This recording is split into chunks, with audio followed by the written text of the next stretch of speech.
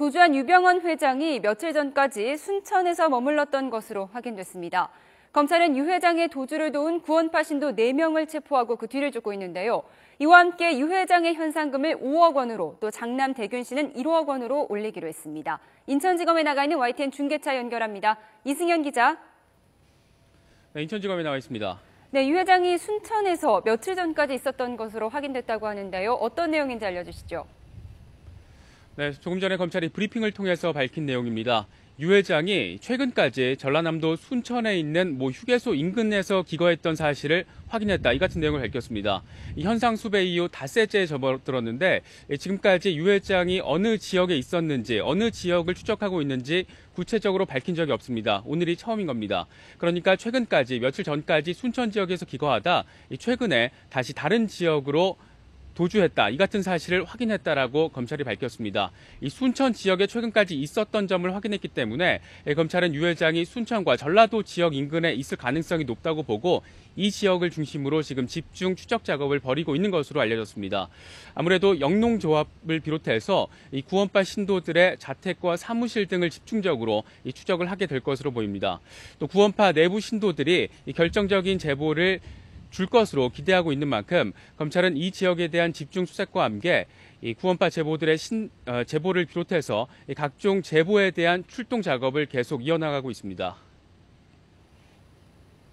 네, 유 씨를 도운 신도들이 잇따라 체포됐다고요. 네, 이렇게 조직적으로 신도들이 유 회장을 도피시켰다는 의혹이 제기되고 있죠. 네, 그렇습니다. 모두 오늘 새벽에 벌어진 일입니다. 이 구원파 신도 4명이 이 검찰에게 긴급 체포됐거나 체포영장을 통해서 모두 체포가 됐습니다. 모두 4명입니다. 먼저 A씨의 경우에는 이 I1i홀딩스, 구원파 세모그룹의 지주회사인 I1i홀딩스의 직원이자 이 구원파 신도입니다. 이 A씨의 경우에는 유 회장에게 이 미네랄 생수와 이 과일 등을 건네기 위해서 이 같은 물품들을 전라남도 순천으로 운송한 혐의를 받고 있습니다. 또 B씨의 경우에는 이 A씨가 가져온 물품들을 건네받아서 유 회장에게 전달한 혐의를 받고 있고요. 또 C씨와 D씨의 경우에는 B씨에게 앞서 물품을 전달한 의혹을 받고 있는 B씨에게 차명 핸드폰을 건넨 혐의를 받고 있습니다. 그러니까 이 4사람의 경우에는 유병헌 회장의 도피를 도운 혐의가 적용이 되는 겁니다. 앞서 검찰은 유병헌 회장 부자뿐만 아니라 2사람의 도주를 돕는 이 협조자의 경우에도 엄벌하겠다. 이 같은 의지를 거듭해서 강조했습니다. 그러니까 형법 제151조에 따라서 이 범죄 은닉 혐의, 범죄자 은닉 혐의로 선고를 받게 되면 최대 징역 3년, 또 벌금 500만 원까지 선고를 받을 수 있습니다.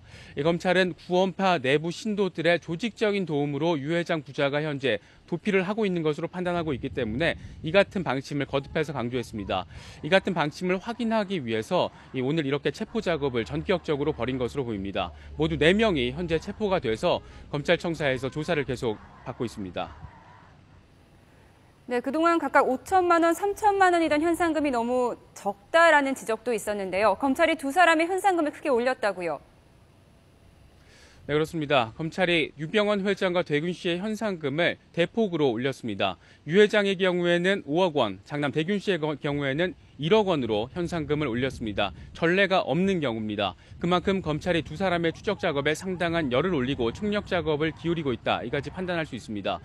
이 검찰이 유 회장 부자에게 현상금을 내건 게 오늘로 닷새째입니다. 이 현상금을 내건 이후에 전국 각지에서 각종 제보가 급증하고 있다 이렇게 밝혔지만 결정적인 제보가 없었기 때문에 2사람에 대한 추적 작업에 한계를 보였습니다.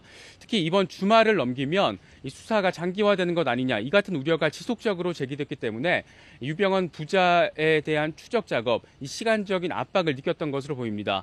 따라서 시간적인 압박을 해소하기 위한 방안의 하나로 이 2사람에 대한 현상금을 유 회장의 경우에는 5억 원, 그리고 장남 대균 씨의 경우에는 1억 원으로 큰 폭으로 상향을 했습니다. 이 당초에 5천만 원과 3천만 원의 경우에도 상당히 일반적인 경우에 비해서는 상당히 큰 편이었지만 이 2사람이 국가적인 이 범죄를 일으킨 점으로 비춰서 이 현상금의 액수가 좀 적지 않냐 이 같은 일각의 지적이 있었는데 검찰이 전격적으로 반영을 해서 5억 원 그리고 1억 원으로 상향했습니다.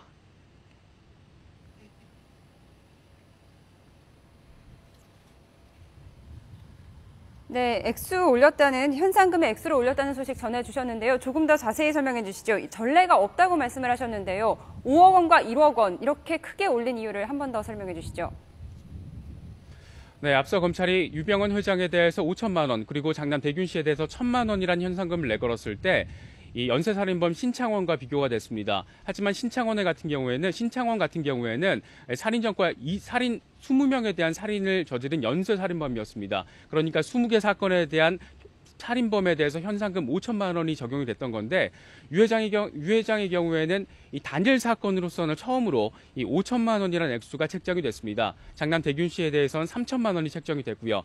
일반적인 경우에 비춰서는 상당히 높은 액수라고 할 수가 있습니다. 하지만 이번 사건의 규모, 이번 사건이 지금 국가 전체적으로 미치고 있는 영향력에 비추어서 이 액수가 현상금의 액수가 조금 모자란 것 아니냐, 이 같은 지적이 많았습니다. 이에 따라서 검찰은 현상 수배에 닷새가 지났는데도 두 사람에 대한 신병을 확보하지 못하자 일단 검찰이 할 수 있는 게 지금 많지가 않습니다. 이 구원파 내부 신도들의 제보에 상당히 의존을 하고 있는 상황이기 때문에 이 제보를 기다리고 있는 만큼 이 현상금에 대해서 현상금을 액수를 상당 부분 전격적으로 높이기로 결정을 한 것으로 보입니다. 이에 따라서 유 회장의 경우에는 5억 원, 또 대균 씨의 경우에는 1억 원으로 전례 없는 규모의 현상금이 책정된 것으로 보입니다.